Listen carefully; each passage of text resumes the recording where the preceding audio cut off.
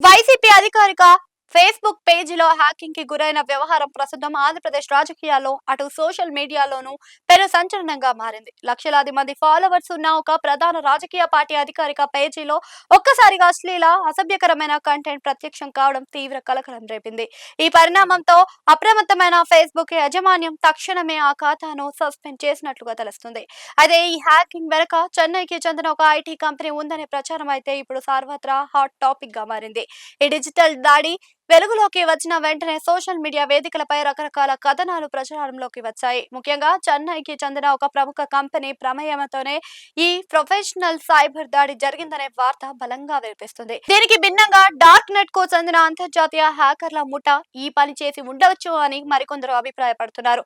రాజకీయంగా మైలేజ్ పొందడానికి, పార్టీ ప్రతిష్టను మసకబార్చడానికి ప్రత్యర్థులే వ్యూహాత్మకంగా ఈ సైబర్ దాడికి పాల్పడ్డారనే అనుమానాలు కూడా వ్యక్తమవుతున్నాయి.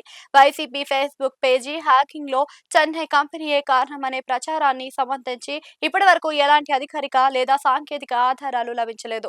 సైబర్ సెక్యూరిటీ నిపుణులు విశ్లేషణ ప్రకారం సెలబ్రిటీలు, రాజకీయ పార్టీల ఖాతాలను టార్గెట్ చేయడం హ్యాకర్లకు సాధారణ విషయమే. టూ ఫ్యాక్టర్ అథెంటికేషన్ లోపాలు, బలహీనమైన పాస్వర్డ్లు లేదా అడ్మిషన్ లో ఎవరైనా ఫిషింగ్ లింక్స్ క్లిక్ చేయడం వంటి భద్రతా లోపాల వల్లే ఇలాంటి ఘటనలు జరుగుతూ ఉంటాయి. దర్యాప్తు సంస్థల నివేదికలు వచ్చే వరకు ఏ ఒక్కరిని బాధితులు అను చేయలేదు అని కూడా వారు స్పష్టం చేస్తున్నారు.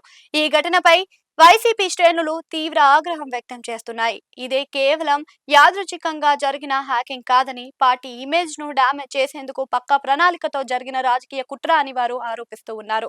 దీనిపై సైబర్ క్రైమ్ పోలీసులు ఫిర్యాదు చేసి సమగ్ర విచారణ జరిపించాలి అని డిమాండ్ చేస్తున్నారు. మరోవైపు విపక్షాలు మాత్రం దర్యాప్తు పూర్తి కాకుండా కేవలం రాజకీయ ఆరోపణలు చేయడం సరికాదు అని హితవు పలుకుతున్నారు.